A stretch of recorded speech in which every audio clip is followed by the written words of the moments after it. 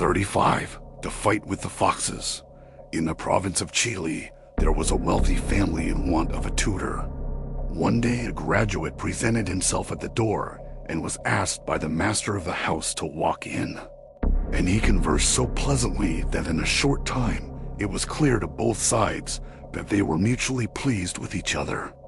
The tutor said his name was Hu, and when the usual present had been made to him, he was forthwith provided with apartments, and entered very energetically upon his duties, proving himself a scholar of no mean order.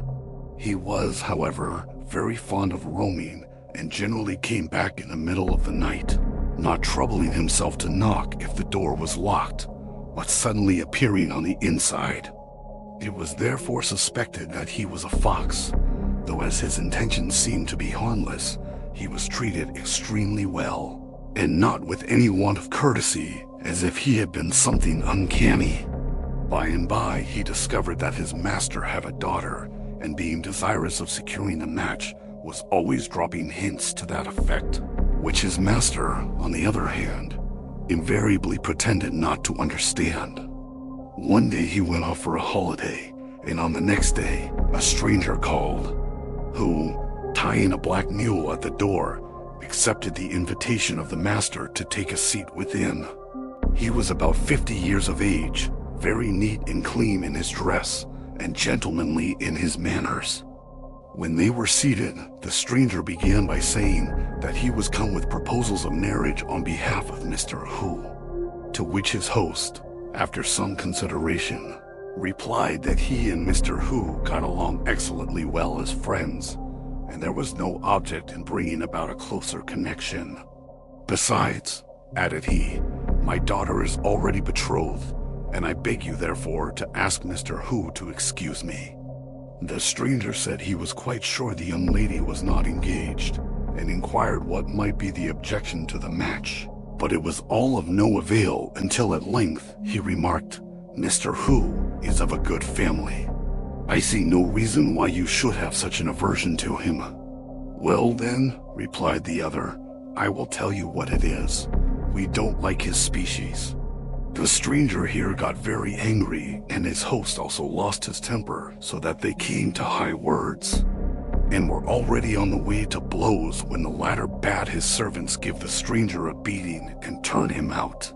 The stranger then retired, leaving his mule behind him, and when they drew near to look at it, they found a huge creature with black hair, drooping ears, and a long tail.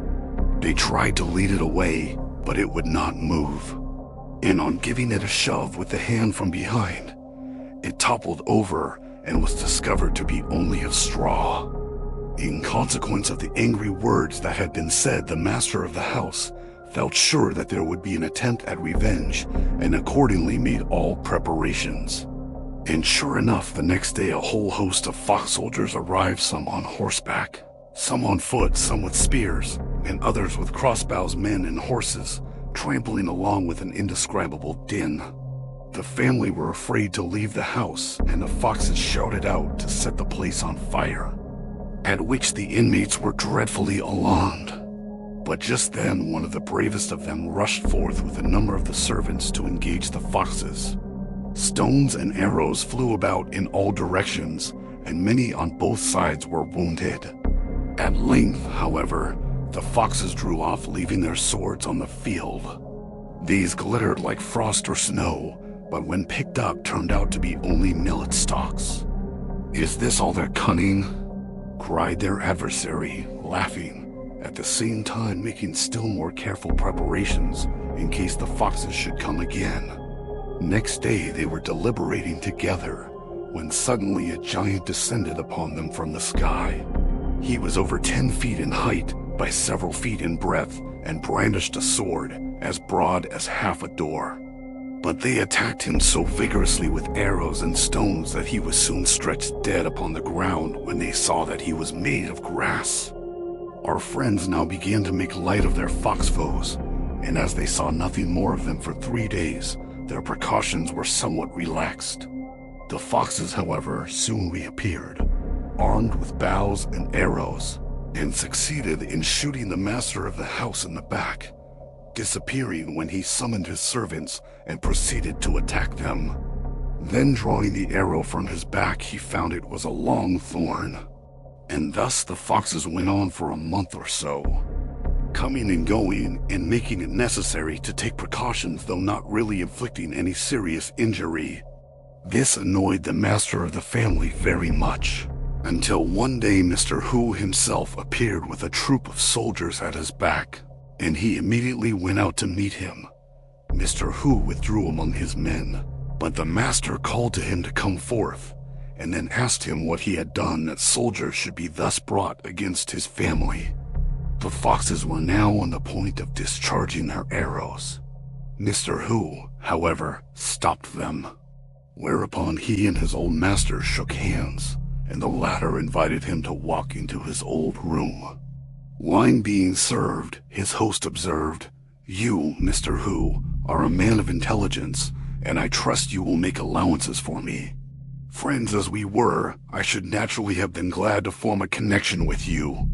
Your carriages, however, horses, houses, etc., are not those of ordinary mortals.